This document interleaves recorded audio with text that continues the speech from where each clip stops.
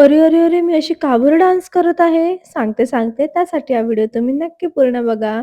तर सकाळची सुरुवात तर माझ्या फेव्हरेट ग्रीन टीने झाली, जी सध्या फेव्हरेट आहे माझी. देन मी नारळ पाणी घेतलं आणि मग ना लगेच रेडी व्हायला घेतलं. म्हटलं चला आज सुद्धा रेडी होताना तुम्हाला एका लिपस्टिकबद्दल सांगते. सो हे आहे मार्स मेट मूव्ह लिपस्टिक, जे मेट जरी असलं ना, तरी अजिबात ड्राय होत नाही. याचं पिगमेंटेशन तर भाईसाहब अमेझिंग आहे. अँड पर्सनली मला हा लिप शेड खूप जास्त आवडला. बट एकच गोष्ट अशी आहे, की हे ट्रान्सफर प्रूफ नाही आहे. बट इन अ बजेट मला हे बेस्ट वाटतं.